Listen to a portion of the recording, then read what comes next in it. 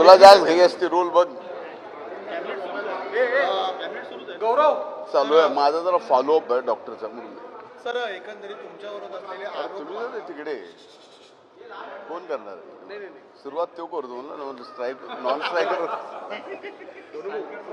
2-3 major आतापर्यंत आरोप केले जात आहेत की मंत्रिपदाचा असणारा लाभ घेणं आणि याच्यावरनं तुमच्या थेट राजीनाम्याची मागणी करणं. एक बघा या विषयावरती मी काही उत्तर देणार नाही.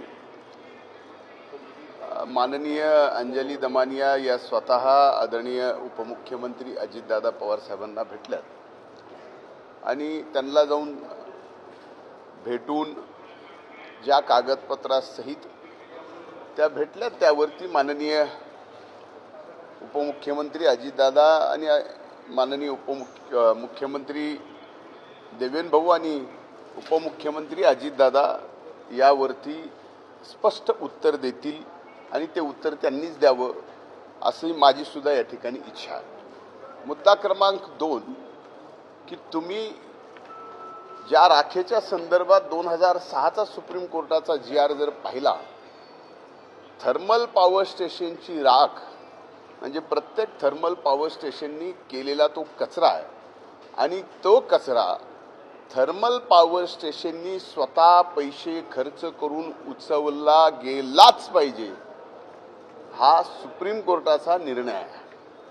आणि अशा निर्णयाच्या बाबतीत हे डायरेक्ट सरकारशी संलग्न नाही, महानिर्मिती एक वेगळं मंडळ आहे. त्यामुळं मूलतः याच्याशी प्रॉफिट ऑफ बेनिफिटचा बिझनेस विषय कुठे येत नाही. पलीकडे आणखीन काय विचारायचं? आता एवढं जर संदीप क्षीरसागरांना माहीत असेल, आणखीन कुणाला जे काही माहीत असेल, याचा अर्थ मी असं समजतो की त्यांचे आणि त्या आरोपीचे कुठेतरी आता संबंध आहेत आणि ते संबंध असल्याशिवाय ही माहिती त्यांना मिळू कशी शकते? जी माहिती त्या कृष्णाला काय झालंय काय नाही झालंय याची पोलिसांना माहिती नाही, मला माहीत नाही, म्हणजे तुमचे एवढे मायक्रो कॅमेरे त्याला माहिती नाही, तर त्याला कशी माहिती असू शकते? याचा अर्थ त्यांचा कुठंतरी संबंध आहे आणि त्या संबंधातून अशा पद्धतीच्या बातम्या पेरायच्या.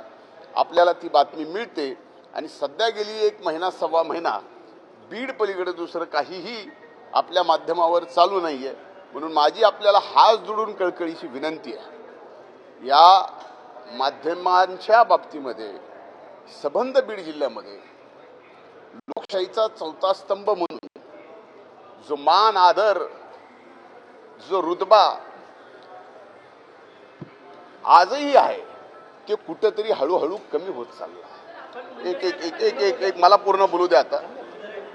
म्हणून माझी आपल्याला विनंती आहे की पहिल्यांदा आपण सुद्धा जर्नलिझम म्हणून काय खरं काय खोटं पूर्ण याच्यातली तपासणी केल्यानंतर एक जिल्हा असेल किंवा त्या जिल्ह्याचा नेता असेल, एक मतदारसंघ असेल की त्या मतदारसंघातला कुठलाही नेता असेल, भलेही मी असेल, त्याला माध्यमांनी शिक्षा दिली पाहिजे, त्याच्यावरती मीडिया ट्रायल चाललं पाहिजे, या मताचा मी आहे.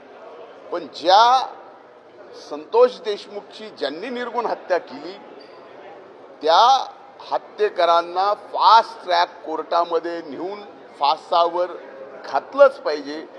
या पहिल्या दिवशीच्या भूमिकेत आणि आज माझ्या भूमिकेत कसलाही बदल नाही.